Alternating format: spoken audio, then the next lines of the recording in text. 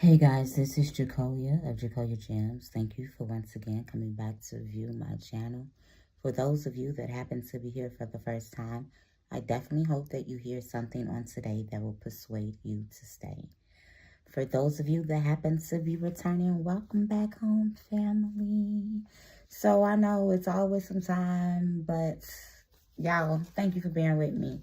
With that being said, we're just going to jump straight into today's video. While I have just a little bit of energy. So I'm going to try to pump some of these out throughout the weekend. I'm gonna try my hardest, okay? We are going to talk about the Edomite that I met a couple of weekends ago here in Chicago. And she was about my complexion. I was in the gas station on my way to the this West African event here, and I'm just in the gas station literally, and she walked up to me and she was just like started complimenting me. You know, I spoke back, thanked her, I smiled. Then I noticed the accent and I was like, oh, where you from? And she said Africa, and I was like, well, what part, what tribe? And she was like, she was hesitant because, you know, a lot of people are not learned on Africa and the different countries, different languages, different people groups, and I still do not know. You could fit a thimble full of what it is that I know about that great place. And so then she began to tell me that she was from Edo land. And I said, oh, really? One of my sisters live in Igbo land. And she was like, yeah, the Igbo and the Edo live very close to each other. I said, so do you identify with Esau being your predecessor? And she looked at me and she was like, oh, if you take it that way, yeah. But you know, everyone in Edo land, well, most people believe in their own. And then at the same time, we said Orisha. And then she began to talk about Madre. So I want to begin to tell you guys about Edo of Nigeria, and even their relations to the Yoruba. And we have talked before, guys, about the Yoruba having some conglomerates of Canaanite among them, but also having a large factor of the sons of Ephraim amongst them. We know that those people groups are called the strange people by Native Africans, the Yoruba. These would be the Northern Kingdom, who actually have an oral tradition of fleeing from the Spanish Inquisition back into West Africa. Hold on to that Hebrew nugget as I continue to talk. It's very important to remember that the Yoruba identify as Sephardic Jews who fled from the Spanish Inquisition back into Africa. We already know that there are multiple occasions in the Bible where an Israelite would flee into Egypt, into Africa, in order to blend in from their captives. Let's begin to continue. So when you begin to look at the Edo, they are also related to the Idomas. The Edo is EDO, the Idoma is IDO, IDOMA, and the Igala, IGALA. And I talked about them before, but I just love meeting people who are from where I talk about to begin to say, yeah, how did you know that? Because she was pleasantly surprised, and she would begin to say that she is a prophet and her parents are apostles. So I began to share with her my background and things of that nature.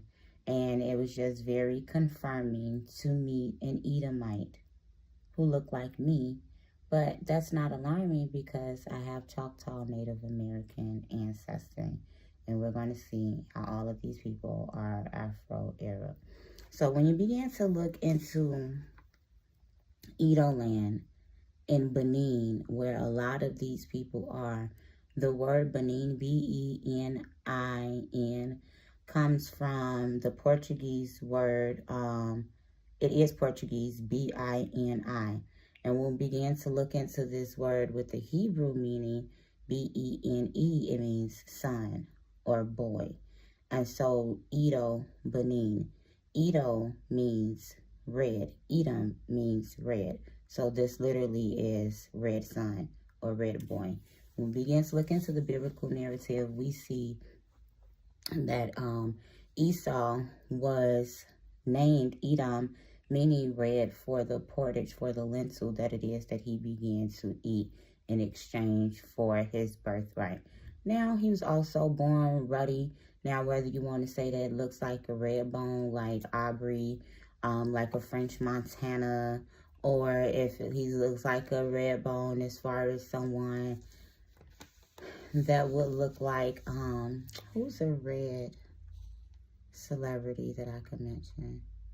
I don't know. No one is coming to me, but someone, if you just look up a ruddy Saudi Arabian, those are Edomites. Very red, very complected, very pigmented in their complexion. So it could be a couple of different things. Even when you hear us, when we talk about different type of red people, it goes from your Creole looking people to your deep burnt caramel looking people. And so he's also known to be very hairy all over. When you begin to look at this description, it should lead you to the Edo of Japan.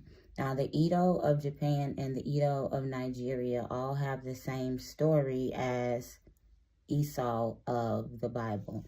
It's very important to know that Yod-Heh-Wav-Heh is said to have come from Teman. Teman is in the Arabian desert. So for the people who are gun-ho on saying that Esau is the white man, I'm going to break down how they began to get to that doctrine and mess it all up.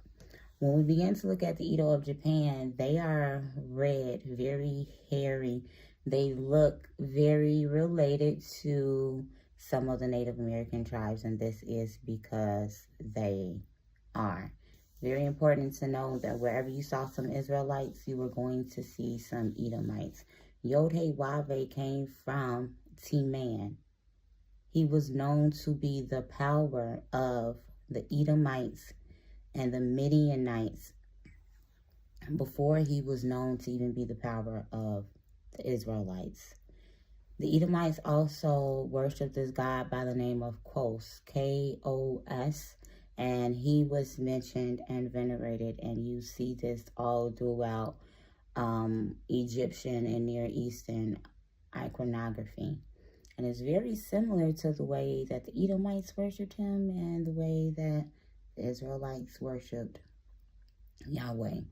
We also need to pay attention to the fact that Yod-Heh-Wav-Heh is the power of the Hebrews, not just the Israelites. This is something that's very important to know. So when you begin to look at the Edo of Nigeria, what color do you guys think they're represented by? They wear a red tunic, red anklets, red necklaces, red waist beads, red bracelets. Their color to represent them is red, and they look just like, quote unquote, regular Negroes. We have to know that there are many Negro groups, many Hebrew groups, and it's important to put the title of the predecessor on who you come from as a Negro.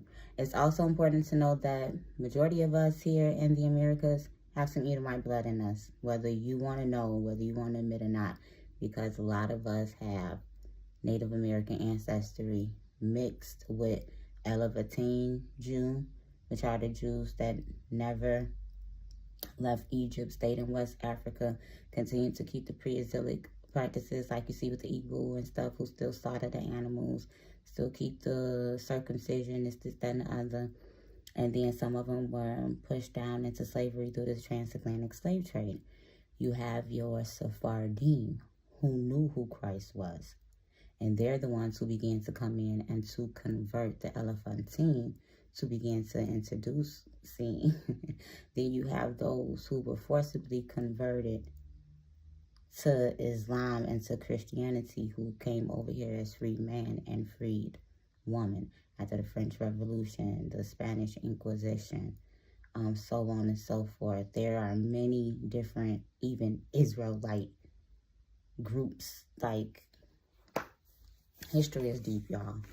So when we begin to look at the worship of Quos, we also have to look at the Edo name of their god being Osaluba no Guda, meaning God Almighty. And I just found it interesting that the Osa, Quos, the OS, is very prominent throughout this worship, but we also see God Almighty, and he's thought to be omnipresent, omniscience, and omnipotent. Is this not how some theologians begin to describe the power of the Bible, all seeing, all present, all knowing? When we begin to look at the different land masses of Benin, one of them is Isoka, and it reminds me of Isaac. And the other name for their God Almighty is Hoba. Now that's funny, Hoba, that can sound like Jehovah, but when you look at we know that that means light. And the divination system that the priests began to use is called Urim and Thummim.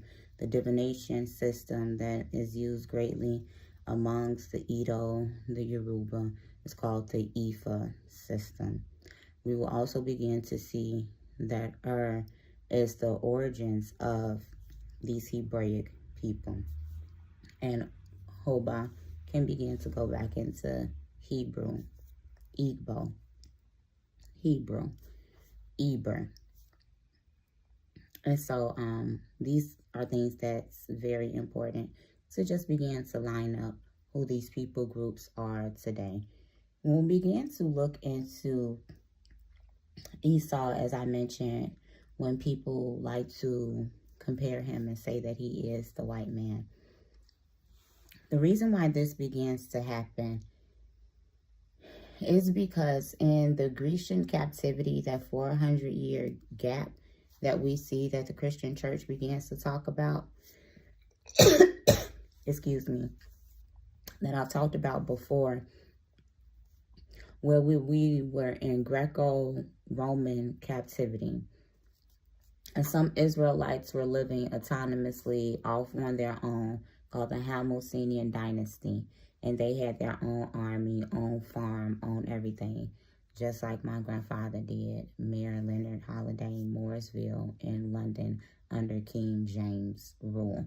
Just like we see with Goshen, or a virus, as Manetho and Josephus called it, when we were under the rule of the Egyptians. Now, when we began to look at the Hamilconian dynasty, they began to go in and forcibly convert some Edomites to the Jews' religion. So then you had some Edomites who were in power and who were in rule as well. And we will see this being present and played out in the Greek New Testament. But we know that originally the book of Matthew was written in Aramaic, and Christ spoke Galilean Aramaic. So when we began to see that Alexander the Great and Antiochus Epiphanes, this Greco-Roman rulership was going on for all of these years. And then the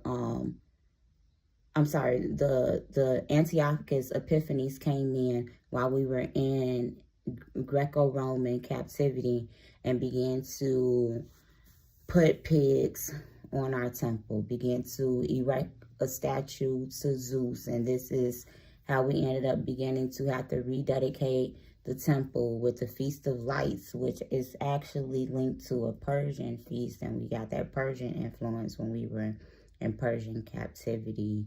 When you see King Xerxes and Cyrus allowing the rebuilding of the temple and the rediscovering of the laws, so on and so forth.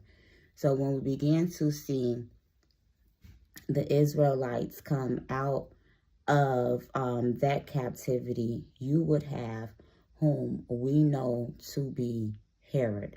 And when we began to look at King Herod, Herod was not only an Edomite, but he was a Nabatean. These are two different Arabic group of people. The Nabateans were birthed out of Hagar and out of Ishmael. So you got some more ruddy, red, black people who can look like, you know, the many phenotypes that we have. They likely had the looser, curlier of the hair. He probably looked more so Hispanic, more so Italian, more so, you know, of that end of the Sephardic spectrum, being an Nabatean and being an Edomite mixed in together. So when the Herodian dynasty ended, Greece came in. And this is where you have the confusion, because in history, you will see that Edom begins to disappear. So then people begin to say that Esau is the white man. But the reason that the disappearance began to happen is because of the forceful conversion that the Jews had over the Edomites in Greco-Roman captivity. So the Edomites ended up becoming the Jews that you see today. Line up on line, precept on precept. Here a little, there a little. And this is what happens when I go outside. I ask people who they are and 1 or 2 questions to confirm my studies. And then I pull out my phone and attempt to make some videos to prove things to be what they are. Thank you once again, y'all. This is Jacolia or Jacolia Gems, signing off. Food for thought.